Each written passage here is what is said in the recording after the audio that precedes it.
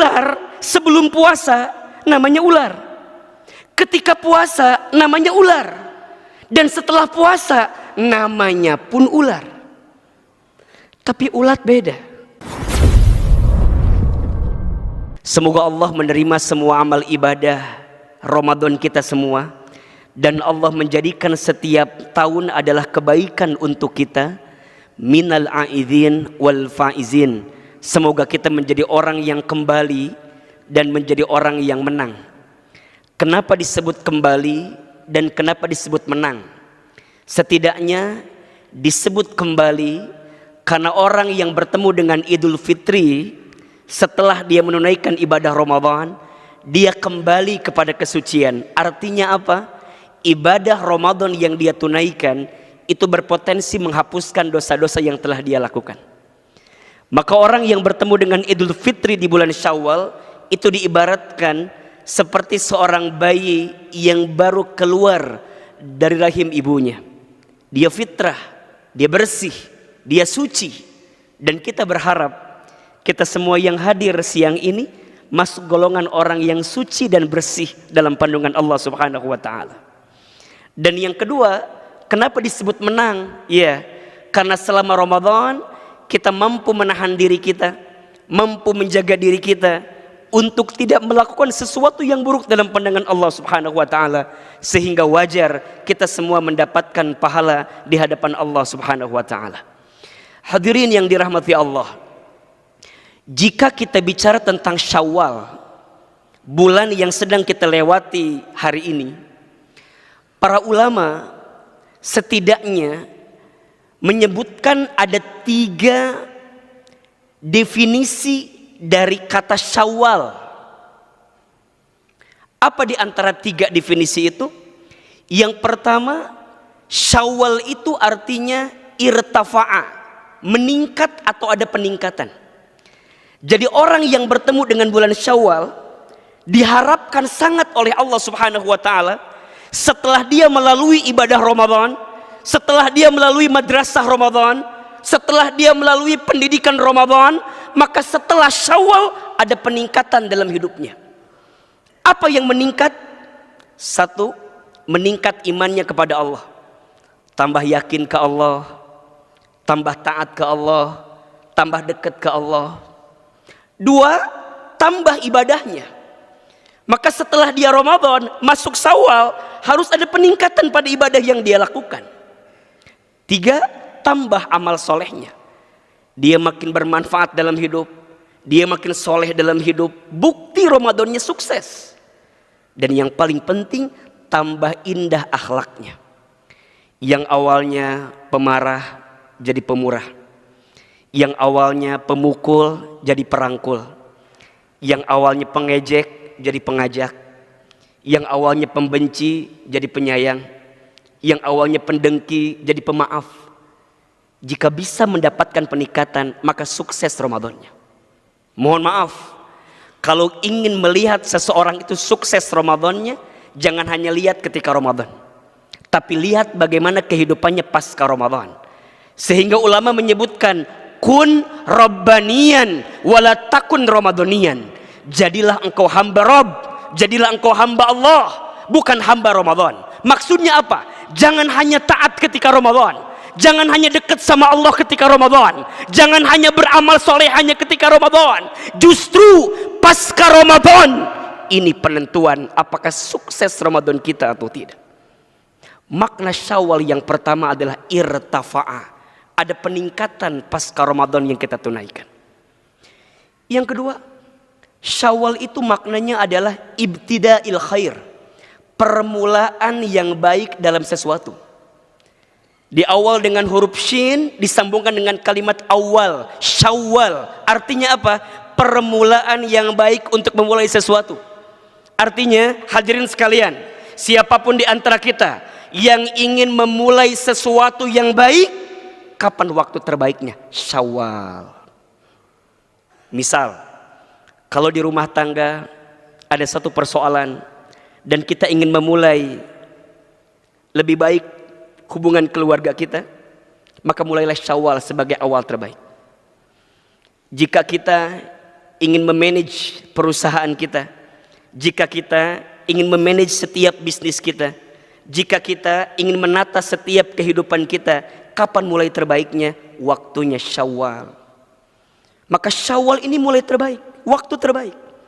Maka ayo, siapapun di antara kita yang mungkin selama ini, misal mohon maaf ya, masih jauh dari masjid, maka Syawal adalah permulaan terbaik untuk kembali dekat dengan masjid. Kalau selama ini misal mohon maaf, ada hubungan yang berjarak antara kita dengan saudara kita, keluarga kita, dengan sahabat kita, teman kita, kapan waktu terbaik untuk mendamaikan semuanya? Syawal. Maka kenapa di bulan Syawal identik sekali orang saling minta maaf, saling memaafkan? Karena ini awal terbaik untuk memulai segala sesuatu yang baik. Makanya kalau ada orang yang sudah bertemu Ramadan, kemudian dia bertemu Syawal, tapi dia tidak memulai kebaikan untuk dihadirkan dalam hidupnya, butuh bulan apa lagi yang harus dihadirkan? Karena penentuan daripada ibadah Ramadan kita sukses atau tidak bukan saat Ramadannya saja, tapi lihat bagaimana kualitas hidupnya pasca Ramadan, Syawal. Yang ketiga, Syawal itu dimaknai artinya istimrar, berkelanjutan, istiqomah. Allah sangat berharap kepada kita setelah Ramadan ini kita melanjutkan kebiasaan-kebiasaan baik kita selama Ramadan. Misal, kalau ketika Ramadan kemarin kita diwajibkan beribadah puasa Ramadan, maka di bulan Syawal lanjutkan dengan apa? Puasa sunnah 6 hari di bulan Syawal. Barang siapa yang menyempurnakan ibadah puasa Ramadan, kemudian dia melanjutkan dengan puasa sunnah di bulan Syawal, maka dia mendapatkan pahala seperti berpuasa selama 1 tahun. Kalau kemarin Ramadan ada qiyamul lail dengan taraweh, maka saat di Syawal, ayo tingkatkan dengan tahajud kita, tingkatkan dengan qiyamul lail kita.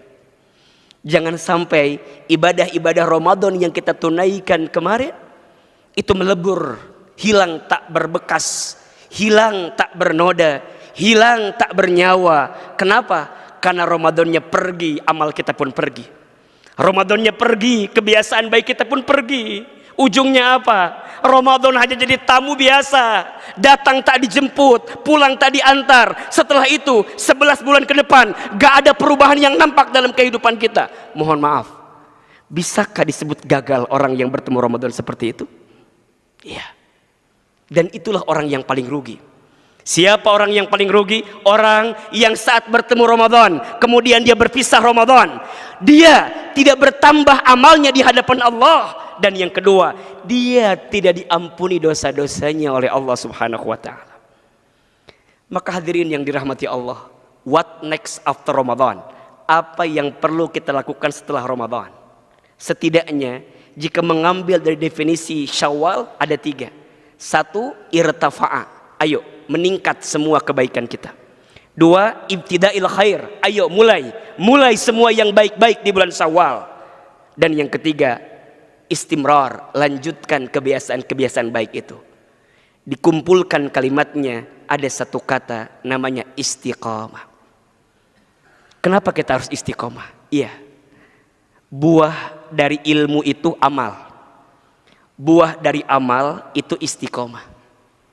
Saya ulangi, buah dari ilmu itu amal, dan buah dari amal itu istiqomah. Maka disebutkan setiap manusia itu rugi kecuali orang yang berilmu. Tapi semua yang berilmu berpotensi rugi kecuali orang yang beramal. Yang beramal masih berpotensi rugi kecuali orang yang ikhlas menjalankan amalnya. Orang yang menjalankan ikhlas amalnya juga masih berpotensi rugi kecuali orang yang istiqomah melanjutkan setiap amal-amalnya. Maka pentingnya istiqomah. Allah Subhanahu wa ta'ala dalam Al-Quran surat Fusilat ayat 30 berfirman, A'udzubillahi minasyaitonirrajim. Perhatikan dengan iman. Ini pahala yang Allah siapkan untuk kita yang istiqomah. Innalladzina, sesungguhnya orang-orang Qalu, yang mereka mengatakan, Rabbunallah, Tuhan kami adalah Allah. Artinya apa? Mereka beriman kepada Allah. Artinya apa? Mereka yakin kepada Allah. Tsumastaqamu, kemudian dia istiqomah. Dia beriman, dia beramal. Maka dalam Al-Quran, kalimat iman dan amal gak bisa dipisahkan. Pasti, kalau ada kalimat iman, setelahnya pasti amal. Perhatikan, surat Al-Asr misalnya, wal as, innal insana lafi khusr illa alladzina amanu wa amilus solihat.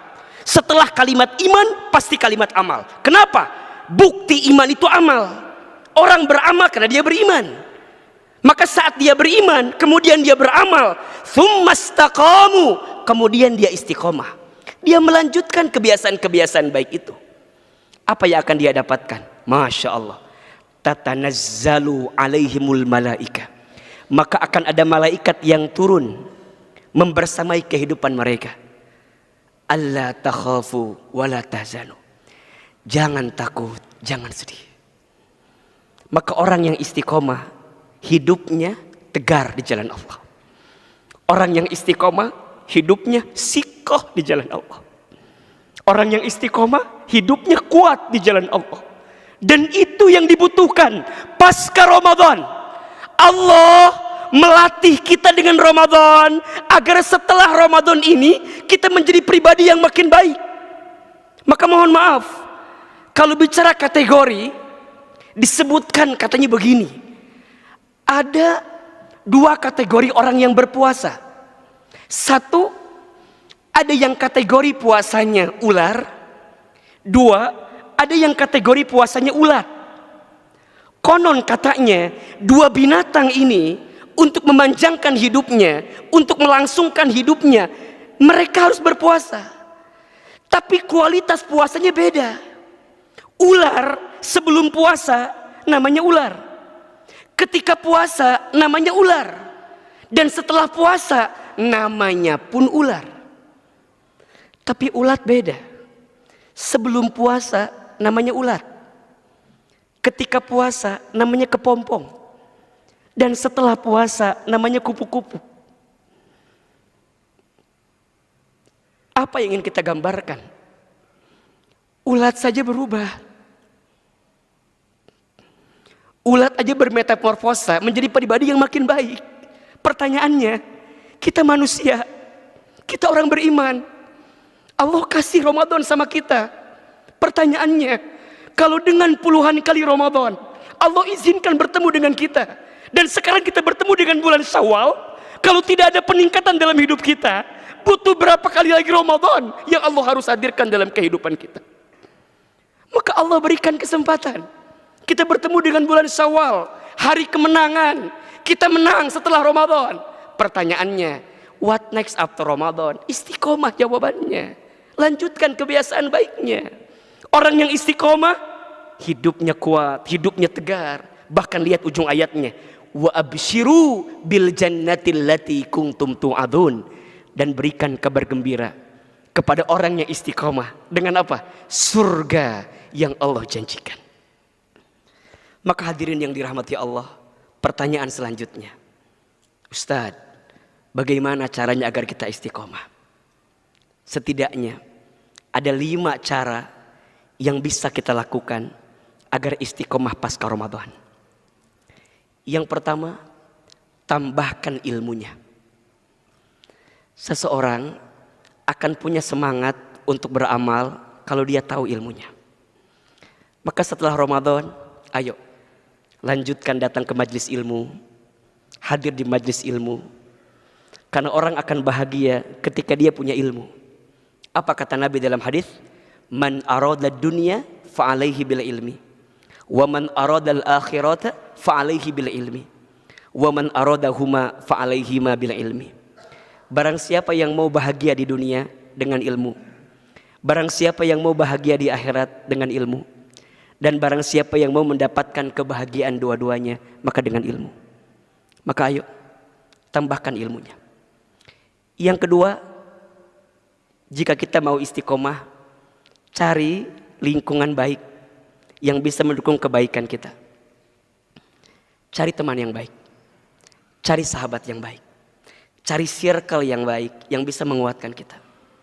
Diakui atau tidak, pengaruh teman itu sangat menentukan seperti apa kebaikan kita.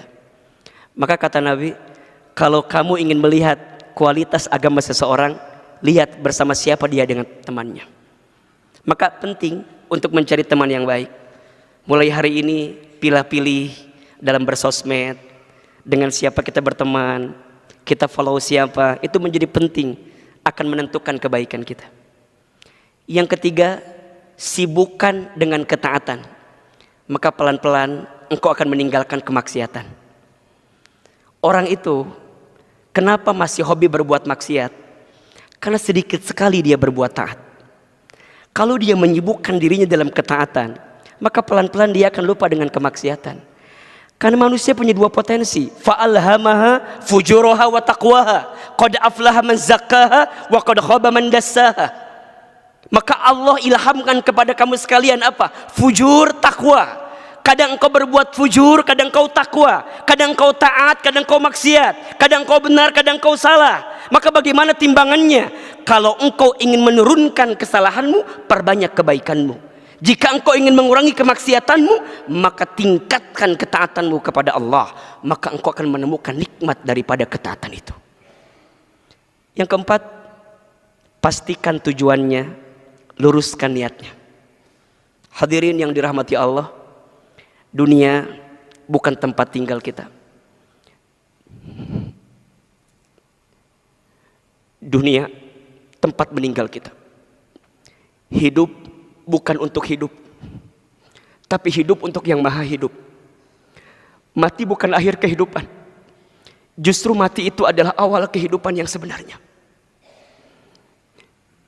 Kita bukan tinggal di sini, kita akan ke surga, kita mau ke surga.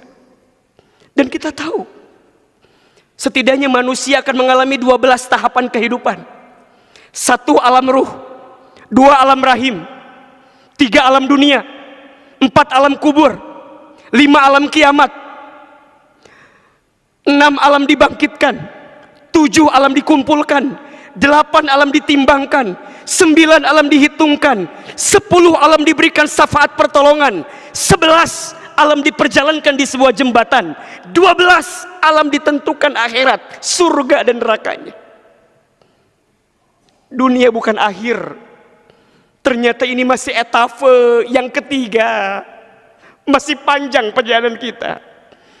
Maka jangan terlena dengan dunia, jangan habis waktu kita untuk nyiapin bahagia di dunia, tapi pastikan habiskan hidup kita untuk mendapatkan kebahagiaan di akhirat. Maka orang yang istiqomah tahu tujuannya, bukan di sini, tapi nanti di sana. Kalau kita tahu tujuannya, maka seberat apapun ujiannya, kita akan lalui itu dengan kekuatan kita. Ibaratnya seorang pendaki gunung, ketika dia tahu puncak adalah tujuannya, maka seberat apapun ujian dia ketika mendaki, dia akan lalui. Kenapa? Bukan ini. Maka apa sikapnya?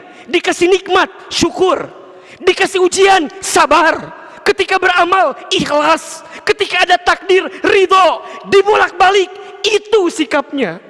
Dan itu tercermin karena dia istiqomah di jalan Allah Subhanahu wa ta'ala. 1, tambahkan ilmunya. 2, cari lingkungan yang baik. 3, sibukkan dengan ketaatan. 4, pastikan tujuan hidup kita. Dan yang kelima, agar kita istiqomah, perbanyak doa kepada Allah Subhanahu wa ta'ala. Yang membolak-balikan hati itu Allah. Yang merubah kehidupan kita itu adalah Allah. Maka setidaknya boleh diamalkan. Ada 2 doa yang bisa kita baca agar kita diberikan kekuatan untuk istiqomah di jalan Allah Subhanahu wa ta'ala. 1, doanya ada di surat Ali Imran ayat 8. Rabbana la tuzigh qulubana ba'da idh hadaitana wa hab lana min ladunka rahmah innaka antal wahhab. Boleh baca doa itu agar Allah terus tetapkan kita di jalan agamanya dan kita mendapatkan hidayah dari kebaikan-kebaikan yang kita lakukan. Dan yang kedua, boleh doa yang Nabi anjurkan, ya muqallibal qulub, Tsabbit qalbi ala dinik.